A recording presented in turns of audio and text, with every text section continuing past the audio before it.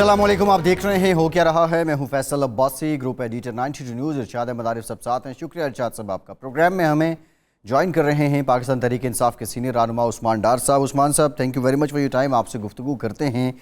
बहुत अहम डेवलपमेंट्स हैं। पंजाब का जो इलेक्शन है वज़ारत आला का, उसको लेके हर लम्हे सूरत हाल बदल रही है। अब से कुछ देर पहले अता तारड़ ने जवाब दिया है फवाद चौधरी के उन इल्ज़ामात का, जो उन्होंने कहा कि अता तारड़ हमारे लोगों को 3 MPs को उन्होंने कॉल की और पैसे ऑफ़र किए, जबकि जो पाकिस्तान तहरीक इंसाफ के MP हैं चौधरी मसूद, उनसे मुतालिक शहबाज गिल साहब ने कहा कि वो ख़रीदे जा चुके हैं, गद्दार हो चुके हैं, लोटे हो चुके हैं। लेकिन अब डिटेल ये आई हैं जो अता तारड़ साहब ने बताई हैं कि चौधरी मसूद अप्रैल में ही इस्तीफ़ा दे के मुल्क से पधार चुके हैं। दूसरी जानिब अता तारड़ ने यह भी कहा है कि इलियास चिन्योटी को रब्ता किया गया, उन्हें पैसे ऑफ़र किए गए पाकिस्तान तहरीक इंसाफ की जानिब से, और फैसलाबाद से एक खातून उनकी रुकन असम्बली हैं, उनको भी ख़रीदने की कोशिश की गई है। अब ये इल्ज़ामात दर इल्ज़ामात हैं, लेकिन परवेज़ इलाही साहब क्या वज़ीर आला बन जाएंगे? अगर बनेंगे तो सिर्फ PTI के और काफ लीग के इत्तेहाद से, इत्तफाक से बनेंगे, या मुत्तफ़िक़ा वज़ीर आला होंगे? ये एक बहुत बड़ा सवाल है, इस पर हम गुफ्तगू करेंगे। इरशाद साहब, ये सूरत हाल जिस तरह अनफोल्ड हो रही है, वैसे ये कोई नई बात भी नहीं है। आसिफ ज़रदारी साहब पे पाकिस्तान तहरीक इंसाफ इल्ज़ाम लगा रही है कि उन्होंने मंडी लगा ली है यहाँ पे, लेकिन क्या वाकई मंडी लगाने के लिए आसिफ ज़रदारी साहब पहुँचे या प्लान कोई और है? देखिए, इसमें तो कोई शक नहीं। ये जमहूरियत हमारी जो है ये है ही ख़रीद फ़रोख्त का नाम। ये सेनेट के इलेक्शन हों, ख़रीद फ़रोख्त हो जाती है। वज़ीर आज़म, वज़ीर आला का अदम एतमाद का मामला हो, इलेक्शन का मामला हो, ख़रीद फ़रोख्त शुरू हो जाती है। ये बड़ी बदकिस्मती है। यानी जो कानून साजी की गई कि जो लोग वफ़ादारियाँ तब्दील ना करें, वो गैर मुअस्सर हो चुकी। लेकिन अब हाई कोर्ट ने और सुप्रीम कोर्ट ने हाल ही में जो फ़ैसले दिए और हाई कोर्ट का फ़ैसला आया, उसकी वजह से कुछ ना कुछ लोगों को हौसला हुआ है, जो लोग जमहूरियत से ये ज़मीर फ़रोशों को लोटा गर्दी का ख़ात्मा चाहते हैं। लेकिन ये जो वफ़ादारियाँ ख़रीदने का मामला है, ये मतलब ये ख़त्म नहीं होगा तो अब जमहूरियत ख़त्म कर देंगे। सियासी जमातों को सोचना चाहिए कि अगर वो ये काम ख़ुद करते हैं तो फिर क्यों तवक्को रखते हैं अरकान असम्बली से, अपने अरकान असम्बली से, कि जी वो मज़बूत चट्टान बनकर उनके साथ खड़े रहें।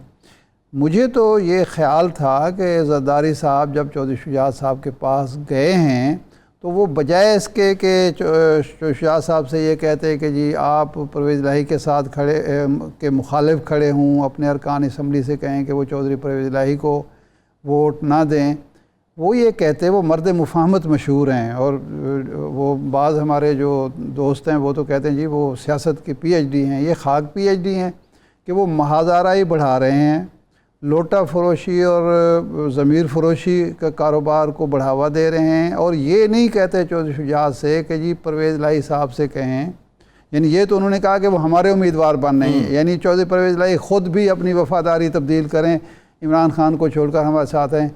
वो ये भी कह सकते थे कि जनाब परवेज़ इलाही साहब से कहें कि वो मुत्तफ़िक़ा उम्मीदवार बन जाएँ, वो इमरान खान के भी उम्मीदवार हूँ, हम भी उनको बिला मुकाबला कामयाब कराते हैं, और वो हमारे दरमियान और इमरान खान के दरमियान, हुकूमत और अपोजिशन के दरमियान पुल का किरदार अदा करें। ये जो महाज़ारा है इसको ख़त्म करें। ये जो मुल्क का बहरान है, सियासी अदम इस्तेकाम बढ़ रहा है, मुआशी अदम इस्तेकाम बढ़ रहा है, कुछ किसी को पता नहीं, किसी ताजर को पता नहीं, बिजनेसमैन को पता नहीं, इम्पोर्टर को पता नहीं, एक्सपोर्टर को पता नहीं कल क्या होगा।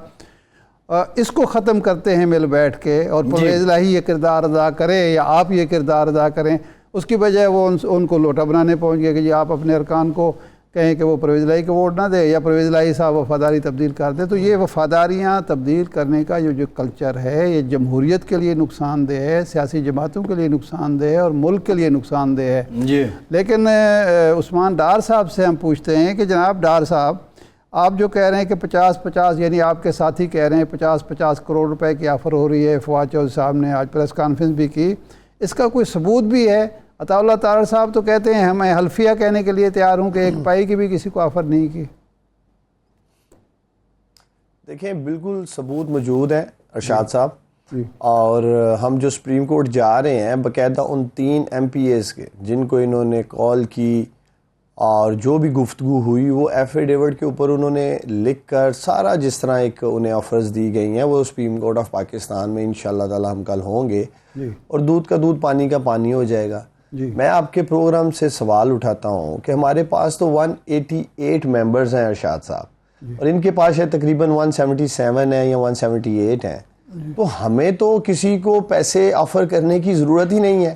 ہمارے پاس تو جو سادہ میجارٹی چاہیے 186 کا جو میجک نمبر ہے، ہمارے پاس تو اس سے بھی زیادہ نمبرز ہیں. تو ہم کیوں ان کے ایم پی ایز کو پیسے دیں گے؟ صرف اس لیے یہ رنگے ہاتھوں پکڑے گئے ہیں پاکستانیوں.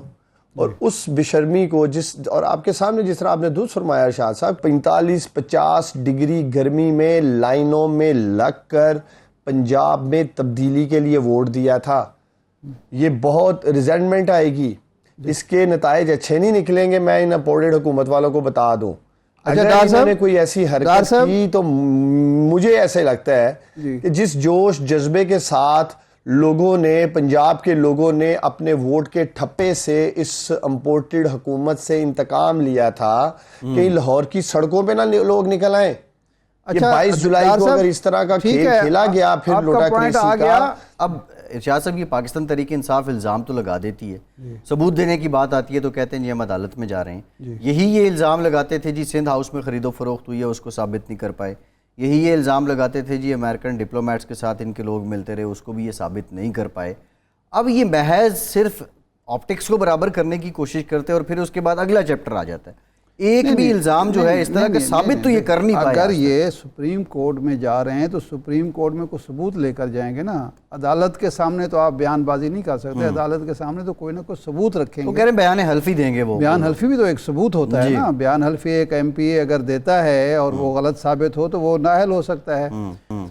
لیکن ڈار صاحب یہ فرمائیں کہ آپ تحریک انصاف کے لوگ ہی کیوں لوٹے بنتے ہیں؟ پہلے 25 ایم پی اے چلے گئے، 20-22 ایم این اے چلے گئے، اب پھر آپ کی ہی پارٹی کے لوگ توڑے جا رہے ہیں. یہ کیا مسئلہ ہے؟ یہ کوئی ڈی این اے کی خرابی ہے کہ آپ کا جو ممبر ہوتا ہے وہ برائے فروخت ہوتا ہے اور وفاداری تبدیل کرنے میں آسانی محسوس کرتا ہے؟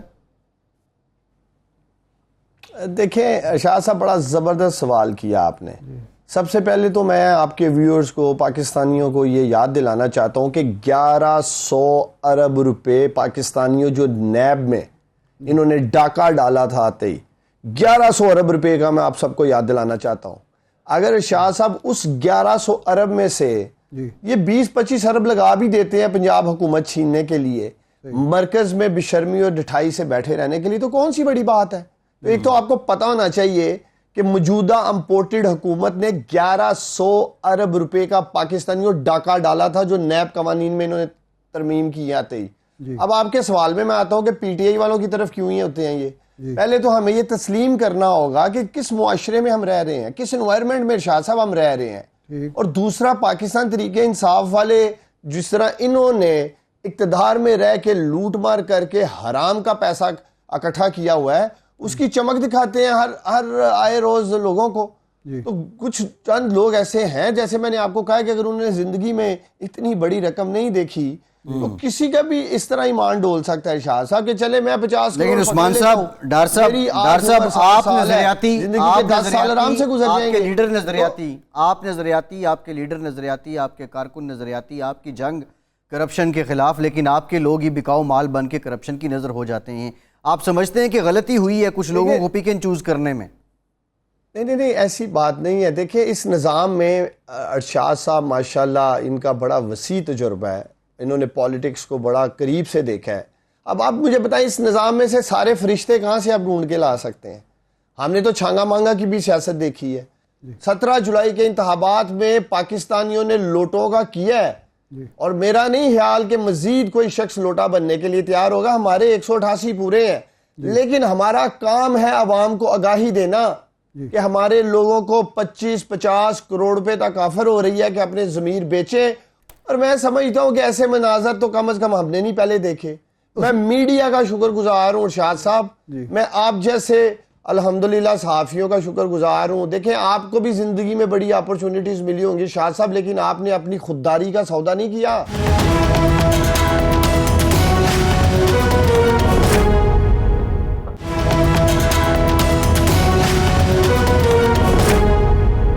ڈار صاحب یہ فرمائیں کہ اگر پرسوں 22 जुलाई को कोई अपसेट हो जाता है, आपके अरकान गायब हो जाते हैं, गैर हाजिर हो जाते हैं, ज़मीर फरोश साबित होते हैं, फिर आपका लाहे अमल क्या होगा? ये भी आपने कोई प्रोग्राम बनाया है, सोचा है? अरशाद साहब, ये पाकिस्तानी कौम जो मुझे सुन रही है आपके प्रोग्राम से, ये हमसे भी आगे निकल गई है जी। ये सड़कों पे होंगे, मैं आपको बता दूं, ये निकलेंगे बाहर।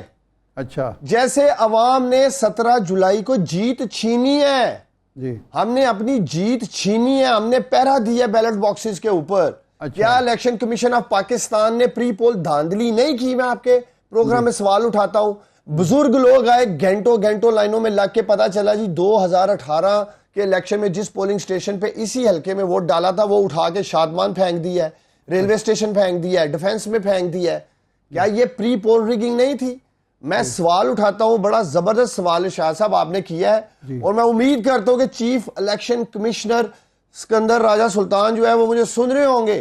क्या वो सोए हुए हैं? ये जो सब कुछ हो रहा है पंजाब में, कब जागेगा हमारा इलेक्शन कमीशन? शाह साहब आप बताएं मुझे, कई दुनिया में ऐसा होता है कि पार्लियामेंटेरियन की ओपन बोलियां लग रही हैं, बकरों की तरह बिक रहे हैं, और इलेक्शन कमीशन सत्तू पी के सो रहे हैं? डार साहब, आप इलेक्शन कमीशन को ब्लेम कर रहे हैं। डस्का की रिपोर्ट आती है, उसमें ये कहा जाता है कि भाई जो हुकूमती मशीनरी थी, उस्मान बुज़दार साहब जो वज़ीर आला थे, उनके नीचे जो अफसरान थे वो इस सारे अमल में धुंध के में बक्से गायब करने में शरीक थे।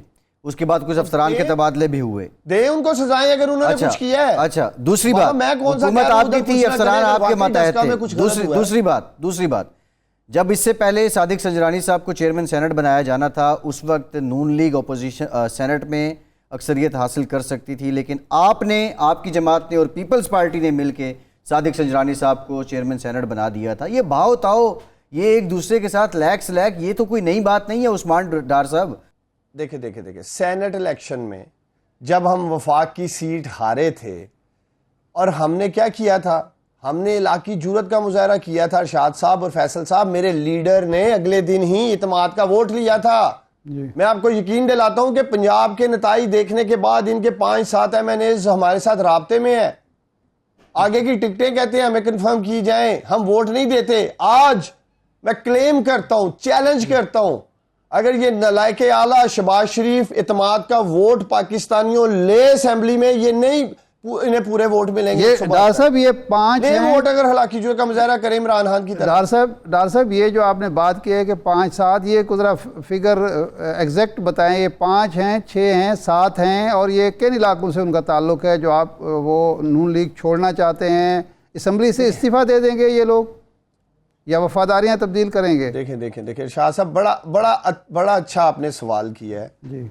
हमारा ताल्लुक पंजाब से है जी, और आपको बड़ी अच्छी तरह पता है कि पंजाब में पावर पॉलिटिक्स ही है सब कुछ। अगर लोग नून लीग के साथ इनके MNAs और MPAs ऐसे जुड़े थे जी, तो उन्हें एक वहम था, गुमान था कि जी पंजाब जो है वो नवाज शरीफ का है, इसलिए वो पार्टी से इधर उधर नहीं निकलते थे। 17 जुलाई के इंतखाबात ने अरशाद साहब पाकिस्तानियों फैसला कर दिया है कि पंजाब अब कप्तान का है, इमरान खान का है जी। इसलिए आने वाले इंतखाबात में नून लीग के खास तौर पे जो साउथ में आपने देखा कितना जबरदस्त रिजल्ट आया। लाहौर के अंदर 4 में से 3 सीटें जीते हैं, इसलिए इनके जो असेंबली अरकान है, चाहे वो पंजाब में है चाहे वो मरकज में है, जिनका ताल्लुक पंजाब से है, मैं उनकी बात कर रहा हूं, पंजाब से। कोई वफाकी वजीर तो नहीं है कि वो बनी गला के बाहर लाइन लगा के खड़े होंगे आज असेंबली तोड़े। कोई विफाकी वजीर तो नहीं है इनमें डार साहब? आ जाए पंजाब से, मुझे बात कीजिएगा। इन 5-7 MNAs में कोई विफाकी वजीर तो नहीं है जो आपको अप्रोच कर रहा है इस वक्त? नहीं, वजीर क्यों होगा? वजीर तो इनके मौज मस्तियां कर रहे हैं, कुछ को गिले शिकवे हैं, कुछ समझते थे कि हमें वजीर बनना चाहिए था, लेकिन चूंकि इन्होंने अपने मुकदमात खत्म करवाने थे, वजारतों का बंदरबांट हो गया, कुछ नून लीग में भी ऐसे अच्छे लोग थे जिनको आगे नहीं आने का मौका मिला, तो ये इसलिए घबरा रहे हैं, इसलिए ये पंजाब हुकूमत बचाना चाहते हैं। अरशाद साहब, इन्हें पता है कि पंजाब हुकूमत ना रही तो इनका दड़न तख्ता हो जाएगा वफाक में भी। अच्छा डार साहब, ये बताएं, ये आप वफाक की बात कर रहे हैं, ये जनाब फवाद चौधरी ने भी कहा, तो क्या आप पंजाब का इलेक्शन जीतने के बाद عدم اعتماد کی تحریک لائیں گے جناب شہباز شریف کے خلاف، یا صدر سے کہیں گے کہ وہ اعتماد کا ووٹ لینے کے لیے کہیں ان کو؟ کس طرح وہ تو اعتماد کا ووٹ لینے کے لیے کہیں گے نا. پریزیڈنٹ صاحب تو کسی وقت بھی پرائم منسٹر کو ایڈوائز کر سکتے ہیں کہ وہ اعتماد کا ووٹ لیں. میں تو سمجھتا ہوں، دیکھیں میری ناقص رائے یہ ہے کہ ارشاد صاحب اب ہمیں فیئر اینڈ فری، صاف اور شفاف فریش انتخابات کی طرف، نئے انتخابات کی طرف جانا جائے. معیشت کی تباہی ہو کے رہ گئی ہے. آپ نے کبھی سوچا ہے ارشاد صاحب کہ میرے لیڈر عمران خان نے نیوٹرلز کو کہا تھا کہ اس سازش کو ناکام بنائیں، یہ جو مسلط ہونے کے لیے آ رہے ہیں یہ اکانومی کی تباہی کر دیں گے. یہ ریکارڈ کا حصہ ہے پاکستانیوں. عمران خان نے نیوٹرلز کو کہا تھا. آج سب اس بات پہ کیوں نہیں ڈیبیٹ کرتے کہ پھر کیوں یہ سب کچھ ہونے دیا؟ ڈالر 226 روپے پہ پہنچ گیا ہے. آئی ایم ایف کے ساتھ state level agreement, staff level agreement کے باوجود. ابھی میں پڑھ رہا تھا، خبر آ رہی تھی کہ پی ایس او 242 روپے کے اوپر ڈالر کی ایلسیاں کیش کروا رہا ہے. خدا نہ خاصہ ملک ڈیفالٹ کی طرف جاتا ہے تو پھر کیا ہوگا؟ آپ بہتر جانتے ہیں ارشاد صاحب. جی تو ہمیں فوراً فریش الیکشن کی طرف جانا ہے، نئے انتخابات کی طرف آئیں. صحیح ہے، ٹھیک ہے. بہت شکریہ عثمان ڈار صاحب، پاکستان صاف کے رہنما ہمارے ساتھ موجود تھے. ایک بریک لیتے ہیں، بریک کے بعد دوبارہ حاضر ہوتے ہیں.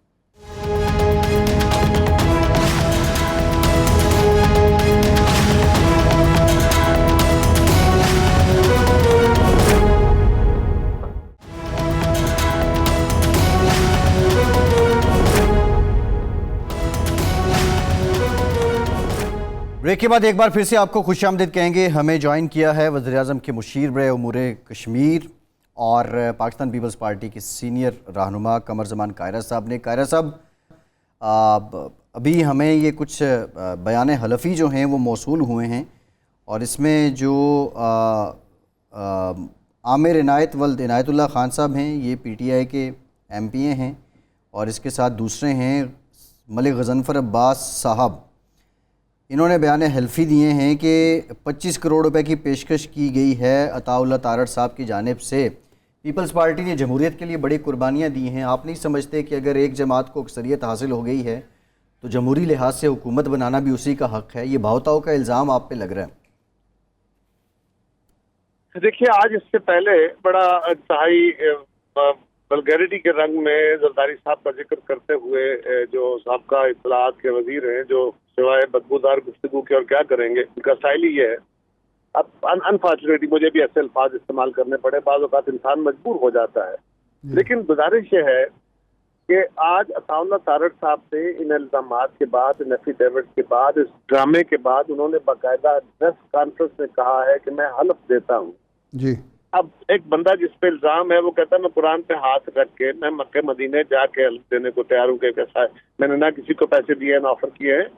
یہ کس قسم کی بات ہے؟ میں آپ دوستوں سے بھی گزارش کروں گا کہ دونوں طرف کی باتوں کو پہلے ذرا تھوڑا سا اس پہ غور کریں، اس کو تحمل سے انالیسس کریں، ان سے سوال کا جواب پوچھیں کہ بھائی جو بھی میں بھی الزام لگاؤں تو ضرور کسی شخص کی ذات کے اوپر، اس کے کردار پہ الزام لگانے لگا ہوں تو مجھ سے ضرور پوچھیے کہ بھائی کوئی ثبوت ہے تو دو، اور اگر نہیں ہے تو صرف تمہارے کہنے کے اوپر فرض کریں میں نے کسی پہ الزام لگا دیا اور گھٹیا لگا دیا اور فضول اور غلط الزام لگایا، اور اس کو میری خبر کو اس سے میراتھن ہو گئے، وہ خبر ناموں میں دن میں 10 دفعہ ریپیٹ ہو گئے، اس کے اوپر شام کو پروگرام ہو گئے، کل اخبارات میں آ گیا، تو وہ تو لوگوں کے ذہنوں میں اتنا زیادہ ہیمر ہو گیا تو اس بیچارے کا اگر وہ بے گناہ بھی ہے تو وہ تو اس کا تو کیما نکل گیا نا. اور میرا کیا گیا؟ میرے تو 2 الفاظ، اور اس کے بعد زیادہ سے زیادہ کیا ہوگا کہ اگر وہ بندہ احتجاج کرے گا تو آپ اس کی معذرت یا اس کی نگیشن چھاپ دیں گے. لیکن یہ میری آپ سے گزارش ہے، اس سے بھی کوئی رستہ، ایک رستہ تو یہ ہے کہ وہ قانون کا رستہ اختیار کرے. اب قانون اتنا کمزور ہے، ڈیفرمیشن کا ہی قانون ہو سکتا ہے نا، ڈیفرمیٹری لاز اتنے کمزور ہے کہ اس کے تحت تو فیصلے ہی نہیں ہو پاتے. اور اگر ڈیفرمیٹری لاز کو تگڑا کرنے کی کوشش کریں تو پھر فوری طور پہ آپ بھی کہیں گے کہ یہ تو الٹیمیٹلی میڈیا کا غلط گھونٹنے پہ استعمال ہوں گے. قاہرہ صاحب، ہم اپنے ادارے کی طرف سے بھی اور سی پی این اے کے پلیٹ فارم پر بھی اس بات کے حامی رہے ہیں کہ ڈیفیمیشن لاز جو ہیں وہ مضبوط ہونے چاہیے، فیک نیوز نہیں چلنی چاہیے، پروپیگنڈا اور الزام تراشی، کردار کشی نہیں ہونا چاہیے. لیکن یہ سیاست دان ہیں، हमने तो उनका मौक़िफ़ फवाद चौधरी की प्रेस कॉन्फ्रेंस भी चलाई और अताउल्लाह तारड़ साहब की प्रेस कॉन्फ्रेंस भी आपने टीवी पर ही देखी होगी। हम सियासतदान क्यों कोई ज़ाब्ता अखलाक तय नहीं कर लेते कि ये इल्ज़ाम तराशी इस किस्म की और किरदार कुशी जो है वो ना किया करें, क्योंकि इससे नौजवान नस्ल के जहन माऊफ होते हैं, वो ये समझते हैं कि सियासतदान है ही ऐसे। सर गुजारिश ये है कि सियासतदान तो बहुत सारी किस्मों के हैं ना जी, जिस तरह के अफराद सोसाइटी में होते हैं या बाकी सेक्शंस में होते हैं, आप मीडिया में भी मुख्तलिफ अनवा के लोग हैं, जी, सर्विसेज में भी मुख्तलिफ अनवा की, इसी तरह सियासतदानों में है।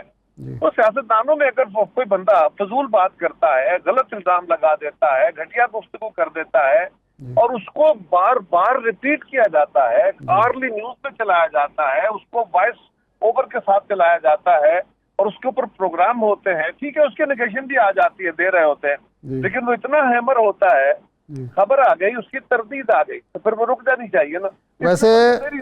वैसे कायरा साहब, आपस की बात है, अगर मीडिया ये छलनी लगा दे तो आधे हुक्मरान जमात के वज़ीर और आधे बाकी जमातों के जो मुशीर हैं या रहनुमा हैं वो बैन हो जाएंगे, मीडिया पर उनकी कोई एक सतर भी नहीं चल पाएगी जो ज़ुबान इस्तेमाल हो रही है इस वक्त।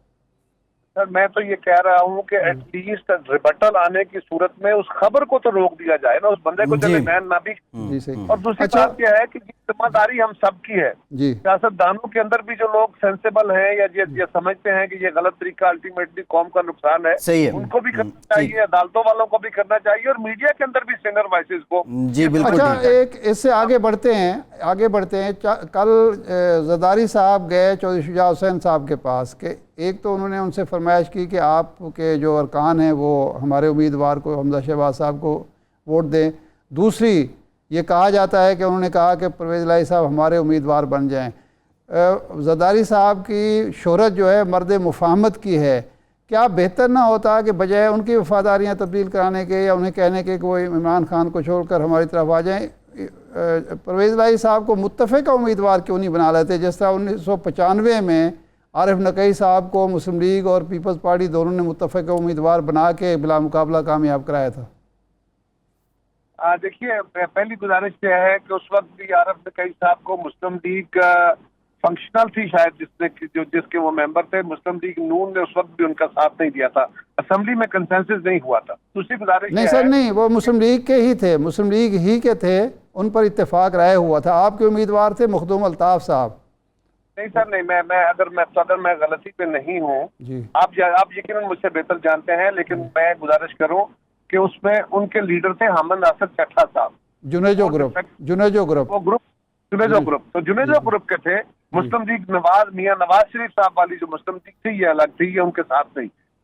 तो दूसरी गुजारिश ये है कि जहां तक ताल्लुक इस वक्त जरदारी साहब का चौधरी शुजात साहब के पास जाना है, चौधरी शुजात साहब हमारे इत्तेहादी हैं, फेडरल गवर्नमेंट में वो हमारे साथ हैं, उनका बेटा उनका दूसरा एमएनए हमारे वजीर हैं, लिहाजा उनके साथ जाके उनसे अपने सूबे के अंदर उनकी जमात की सपोर्ट मांगना ये कौन सा गैर इखलाकी काम है।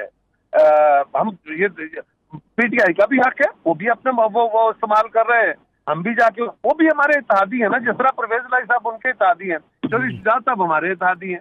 तो हम चौधरी शुजात साहब के पास गए हैं, हमने जाके उन्हें कहा है या जो भी हुआ, मेरी तो जरदारी साहब से मुलाकात नहीं हो पाई या बात नहीं हुई अभी उससे, उनसे अगर बात होती है तो फिर उनसे बात करता हूँ मैं, लेकिन अर्ज यह है कि इसमें कोई गैर अखलाकी की बात तो नहीं है ना कि अगर आप जी बिल्कुल ये फरमाएं कारा साहब, ये जो हालिया शिकस्त हुई है हुक्मरान इत्तेहाद को, मुस्लिम लीग नून को पंजाब के ज़िमनी इंतखाबात में 15 सीटें ले गई हैं पीटीआई, ये जो मुफाहमती सियासत है उसकी नाकामी है, क्योंकि मुस्लिम लीग के अंदर से ही आवाज़ें उठ रही हैं। कल उन्होंने बाकायदा प्रेस कॉन्फ्रेंस की जावेद लतीफ़ साहब ने कि जो मुफाहमती सियासत हमने शुरू की ये उसका रिज़ल्ट है, अगर मुज़ाहमती हमारा फार्मूला चल रहा होता तो हम ये सीटें जीत सकते थे। तो आप भी ऐसा समझते हैं?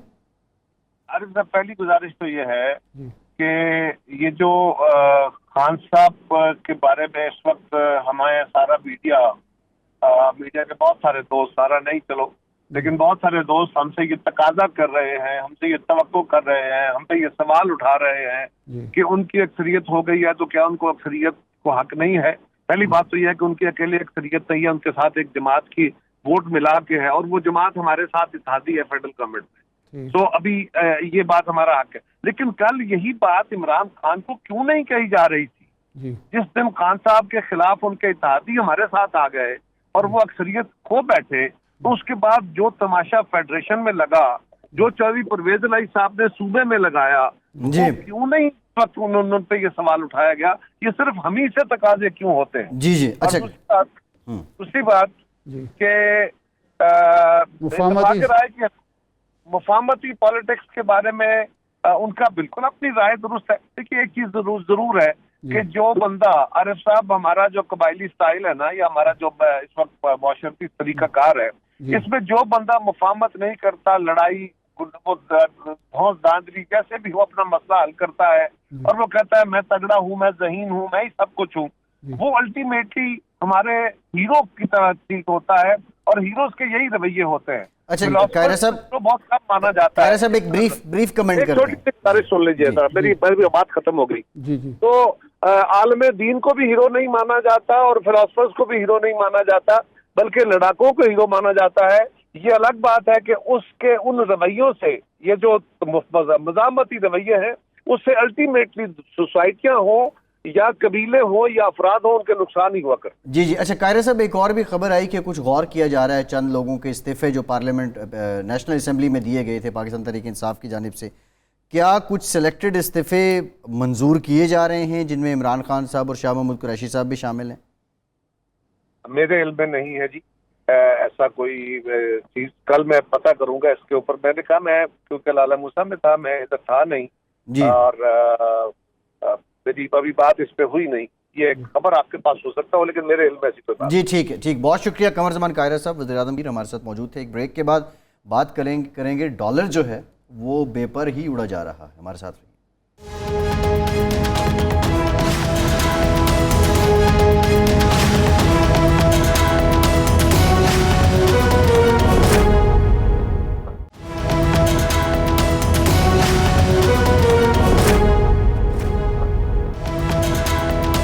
بریک کے بعد ایک بار پھر سے آپ کا خیر مقدم کرتے ہیں. ہمیں جوائن کیا ہے پاکستان کے مایہ ناز معیشت دان سابق وفاقی وزیر ڈاکٹر زبیر صاحب نے. ڈاکٹر صاحب thank you very much for your time. Doctor صاحب، ڈالر بے پر اڑا جا رہا ہے اور بہت ریکارڈ ڈیویلیو ہوا ہے روپی. مفتاح اسماعیل صاحب کو بھی سمجھ نہیں آ رہی ہے. آئی ایم ایف کے ساتھ سٹاف لیول ایگریمنٹ بھی ہو چکا ہے لیکن سینٹیمنٹ کیوں بیلنس نہیں ہو رہی ہے؟ ریزن کیا ہے ڈالر کا اس طرح بڑھنا؟ دیکھیے، میں آپ ہی کے پروگرام پر آپ لوگوں نے ایک دفعہ پوچھا تھا کہ ڈالر کہاں تک جائے گا. میں نے کہا اس کا رخ میں بتا سکتا ہوں، اس لیے کہ اس کی جو وجوہات ہیں وہ اپنی جگہ پر ہیں. ڈالر اس لیے مہنگا ہوتا جا رہا ہے کہ آپ کا جو بیرونی جو خرید و فروخت کا جو بیلنس ہے، جس کو ہم کرنٹ اکاؤنٹ کہتے ہیں، وہ خسارہ جو ہے وہ بہت بڑا ہے اور وہ مستقل اپنی اسی رفتار میں چلا جا رہا ہے. اب جب تک وہ جائے گا، آپ ڈالر کو صرف تب تھام سکتے ہیں کہ اگر آپ کے پاس اتنے ریزروز ہوتے، جیسے انڈیا کہہ رہا ہے کہ ہم 100 ارب ڈالر مارکیٹ میں ڈالنے کو تیار ہیں اپنے روپے کو ڈیفینڈ کرنے. ہمارے پاس تو 2 روپے نہیں ہے کہ اپنے جو واجبات ہیں وہ پورے کریں. تو جب آپ اپنے روپے کو ڈیفینڈ بھی نہیں کر سکتے، اس لیے کہ آپ کے پاس کچھ ہے بھی نہیں اور کرنا بھی نہیں چاہیے، تو آپ کو بنیادی کرنٹ اکاؤنٹ ڈیفیسٹ کا حل نکالنا ہوگا. اور یہ حکومت جو ہے، یہ پچھلی حکومتوں کی طرح یہ جو اسٹیبلائزیشن کے مسائل ہیں ان کی سمجھ ہی نہیں ہے. مفتاح اسماعیل ابھی کبھی دائیں بائیں باتیں کرتے ہیں اور جو اقدامات لیے ہیں یہ تو ایسے ہیں جیسے کہ ایک مریض ہو، اس کو بڑے بڑے زخم لگے ہو، خون ہر جگہ سے بہہ رہا ہو، آپ بینڈ ایڈ کی پٹی سے یہ کریں وہ کریں. اب یہ جو بھی ہمیں جو وہ دلاتے ہیں کہ بھئی ہوپ دلاتے ہیں کہ ایسا ہو جائے گا، یہ ٹھیک ہو جائے گا، یہ غلط ہے. اس لیے کہ بنیادی چیز اپنی جگہ پر ہے اور اس کی وجہ جو ہے نا، وہ ہے ہمارے بجٹ کا، جو حکومت کے بجٹ کا خسارہ. جب بھی وہ بڑا ہوا ہے، چاہے وہ مشرف کے ایرا کی آخری حکومت جو تھی کیوں کی اس کے دنوں میں، یا جب بعد میں پیپلز پارٹی کی حکومت تھی اس کے اینڈ میں بھی، یا پھر نون کی جو حکومت تھی اس کے اخیر میں بھی، جب بھی الیکشن آتا ہے تو یہ تمام پارٹیاں جو ہیں یہ بے تحاشا اخراجات کرتی ہیں اپنے الیکشن کے مقصد سے، اپنے سیاسی مقاصد کے لیے، اور قومی جو مفاد ہیں ان کو بالکل بھول جاتے ہیں۔ ابھی بھی میں نے کہا تھا اس دفعہ جس وقت یہ جی ڈاکٹر صاحب گزارش یہ ہے، وقت کی چونکہ کمی کی وجہ سے میں آپ کو کر رہا ہوں، انٹرپٹ کر رہا ہوں، یہ فرمائیں کہ آئی ایم ایف، یہ انہوں نے مجدہ یہ سنایا تھا کہ آئی ایم ایف سے جب ایگریمنٹ ہوگا تو ڈالر کی اڑان بھی رک جائے گی اور سٹیبلٹی آئے گی، وہ ایگریمنٹ انہوں نے کہا کہ ہو گیا، کچھ نہیں ہو پا رہا، اور آئی ایم ایف ہمیں پیسے دینے میں جو 1 ارب 17 کروڑ ڈالر اس نے دینے تھے وہ تاخیر کیوں کر رہا ہے، وہ اگست کے آخر میں کیوں لے جا رہا ہے، اس کی کیا وجہ ہے؟ جناب دیکھیے، تاخیر نہیں، ابھی جو معاہدہ ہوا ہے اس کو ہم کہتے ہیں سٹاف لیول ایگریمنٹ۔ میں نے آئی ایم ایف میں 12 سال کام کیا ہے، یہ بڑے پروگرام کیے ہیں، یہ اسی طرح ہوتا ہے، اس کا طریقہ کار ہی ہوتا ہے۔ جو ان کی ٹیم آئی ہوئی ہے اس نے یہاں پر ان کے ساتھ کو معاہدہ کر لیا، انڈرسٹینڈنگ کر لی، جو ان کے خیال میں شاید اس ملک کو اس بحران سے نکالے، پھر وہ یہ لے کر جاتے ہیں یہ سارا یہ جو ایگریمنٹ ہوئی ہے اپنے ایگزیکٹو بورڈ کے پاس، ایگزیکٹو بورڈ سے پہلے مینجمنٹ کے پاس جاتا ہے۔ جب مینجمنٹ اس کو سمجھ لے اور اس پر ان کو کوئی اعتراض نہ ہو تو وہ ایگزیکٹو بورڈ کے سامنے رکھتے ہیں، جس کے اندر تمام دنیا کے ممبران جو ہیں وہ اس کے وہاں پر ریپریزنٹیشن ہوتی ہے، وہ اس کا جائزہ لیتے ہیں۔ اگر ان کے خیال میں پاکستان ان اقدامات سے اپنے بحران سے نکل سکتا ہے تو پھر وہ پیسے ریلیز کرتے ہیں، تو اس کے لیے بھی تاریخ رکھنی پڑتی ہے، ان سب چیزوں کے لیے دستاویزات تیار کرنے ہوتے ہیں، پھر اس کے بعد انہوں نے لوگوں نے پڑھنا ہوتا ہے، اور یہ صرف ایک ملک نہیں ہے، 180 190 ممبران ہیں، تمام آئی ایم ایف کے سٹاف اس پر مختلف ممالک کے، اور آپ کو تو پتہ ہے آج کل تو ہر ایک کو مشکلات پڑے ہوئے ہیں، تو اس میں ٹائم تو اپنی جگہ پر لگتا ہے، اس میں کوئی تاخیر کی وجہ کوئی اور نہیں ہے، صرف یہ نہیں ڈاکٹر صاحب، یہ جو مفتاح صاحب، میں آپ کو بتا دوں سوری ڈاکٹر صاحب، یہ ایک مہینے سے مفتاح صاحب کہہ رہے تھے کل ہو رہا ہے، پرسوں ہو رہا ہے، 2 دن رہ گئے، اس کا مطلب ہے یہ غلط بیانی کی جا رہی تھی قوم سے؟ نہیں، دیکھیے انہوں نے جو راستہ اختیار کیا جسے ہم کہتے ہیں نا ایڈجسٹمنٹ کرنے کے لیے، وہ ایسا ہے کہ جس پر دیر لگی۔ کرنا انہوں نے کیا ہے کہ جو ان کے بجٹ کا جو خسارہ ہے وہ کم کرنا ہے۔ آپ کو پتہ ہے بجٹ کا خسارہ 2 طریقوں سے کم ہو سکتا ہے، یا آپ اپنے اخراجات کم کریں یا آپ اپنے آمدن کیا ہوتی ہے، انہوں نے ہم پر ٹیکس لگانے یا ٹیکس بڑھائیں۔ تو جب انہوں نے کہا کہ ہم تو اپنے اخراجات کم کرنے کے بجائے بڑھا رہے ہیں، تو انہوں نے کہا کہ اچھا پھر ٹیکس بڑھاؤ، تو انہوں نے کہا اچھا ہم یہ ٹیکس لگاتے ہیں، کبھی کہتے ہیں وہ ٹیکس لگاتے ہیں، وہ اس کا پھر اندازہ نکالتے ہیں، ٹیم نکالتی ہے آئی ایم ایف کی کہ یار ان ٹیکسوں سے کیا یہ جو خسارہ اور بڑھ رہا ہے یہ کم ہو جائے گا، کہیں نہیں ہوتا، اور ساتھ ہی انٹرسٹ ریٹ بڑھ گیا، اب تقریباً کوئی 2 کھرب روپے کے قریب تو ہم بجٹ میں سے صرف بینکوں کو دے رہے ہیں سود کے بعد میں، اور وہ سود کون بڑھا رہا ہے، اس کا شرح کون بڑھا رہا ہے، بینک خود بڑھاتے ہیں۔ میں بتاؤں، آپ لوگ سمجھ جائیے کہ یہ ایک بہت بڑی کمزوری ہے اس پروگرام میں، آئی ایم ایف کی طرف سے بھی ہماری حکومت کی طرف سے، کہ یہ بینکوں کی جو سود کی آمدن ہے اس کو انفلیشن سے بچا رہے ہیں۔ اگر انفلیشن 15% ہے تو وہ کہتے ہیں سود 16% پر لے جاؤ، وہی کیا ہماری آمدنوں کو کوئی یہ نہیں بچا رہے، اور یہ بینکوں کی بلا وجہ جو آمدن ہے اس کو بڑھا رہے ہیں۔ اس وقت پاکستان مار بیرونی قرض داروں سے نہیں کھا رہا، اپنے بینکوں کے ہاتھوں پاکستان ڈوب رہا ہے۔ اچھا زبیر صاحب، $9.3 بلین جو ہیں اس وقت ہمارے فورن ایکسچینج ریزروز ہیں، اور جس طرح روپی ڈی ویلیو ہو چکا ہے، ہم کتنا عرصہ اس پہ سروائیو کر سکتے ہیں؟ 1.5 مہینہ، 2، 2.5، 3؟ جی دیکھیے، یہ ایک کنٹینیوس فلو آف فنڈز ہوتے ہیں، یہ صرف یہ ایک ہی ذخیرہ نہیں ہے کہ جو ایک باری میں ختم ہو جائے گا، اور آمدن آ رہی ہوتی ہے اور اخراجات چل رہے ہوتے ہیں، امپورٹس وغیرہ کے اخراجات چل رہے ہوتے ہیں، ایکسپورٹ پروسیڈز آ رہی ہوتی ہیں، ریمیٹنسز آ رہی ہوتی ہیں، قرضہ جات آ رہے ہوتے ہیں۔ آئی ایم ایف کے جب قرضہ آئے گا اس کے ساتھ وہ تو اتنا زیادہ نہیں ہے، وہ تو 1 ارب ہے، پاکستان کا جو خسارہ ہے وہ تو 30-40 अरब डॉलरों का आपको पता है जो फॉरेन एक्सचेंज का जी। है, बाकी उसके साथ बाकी दीगर जो क्रेडिटर्स हैं उनका पैसा आना, तो आपको एक कंटिन्यूस ये इधर से आ रहा है और इधर से जा रहा है, उसके दरमियान जो वो है ना जो तवाजुन, वो हमेशा इसी तरह रहेगा। ये पाकिस्तान IMF के प्रोग्राम के बावजूद आप अपने मुश्किलात से निकलेंगे नहीं। आप सिर्फ ये कहिए ICU में एक पड़ा हुआ है मरीज, आप कहते हैं स्टेबल हो गया है, तो ये ICU का मरीज ही रहेगा। हम पाकिस्तान डॉक्टर इसी साहब, तरह ये मोहताज रहेंगे जब तक हमने अपने अखराजात कम नहीं किए। डॉक्टर साहब, ये जो बात सियासतदान कहते हैं जी हम खुदा न खास्ता डिफ़ॉल्ट की तरफ जा रहे हैं, श्रीलंका के अंजाम से दो चार हो सकते हैं, ऐसा तो कोई ख़तरा नहीं है ना पाकिस्तान को? नहीं, देखिए बात सुने, वो कोई भी चीज हो सकती है। अब ये याद रखिए कि पाकिस्तान के बहरान में बहुत बड़ा हाथ तो हमारी गलत पॉलिसियों का है, लेकिन इसमें एक हद तक बैरूनी जो हालात की जो वो है वो भी है। अब बात है कि ये ऑयल की प्राइसेस 2 दिन के लिए कम हुई इस उम्मीद से कि सऊदी अरेबिया शायद बढ़ा दे अपनी प्रोडक्शन, उन्हें नहीं बढ़ाई, अब फिर वापस चढ़ेगी। तो इस किस्म की जो चीजें हैं ये तो पाकिस्तान ने डॉलर में खरीदने हैं। अगर इसी तरह जो फूड आइटम्स हैं उसकी भी कमी हो गई है, शायद एग्रीमेंट हो जाए यूक्रेन के साथ, रूस के बजरिए तुर्की के वीट की एक्सपोर्ट शुरू हो जाए, कुछ स्टेबिलिटी वहां आ जाए। और भी दीगर ऐसी कमोडिटीज हैं जो यूक्रेन से आती थी, उन सब के ऊपर वो है। अब जितना ही मगरब और मगरबी ममालिक और अमेरिका रूस को दबाता है, रूस भी वापसी में इकोनॉमिक वॉरफेयर के इकदाम लेता है। उसका असर क्या होता है, जितने भी गरीब ममालिक हैं उनके ऊपर उसका बोझ आता है। लेकिन पाकिस्तान इस वजह से नहीं डूब रहा। हम अपनी गलतियों से और अपनी गलत पॉलिसी, हमें चाहिए कि ऐसे डॉक्टर वन लाइनर डिफॉल्ट का अंदेशा है या नहीं?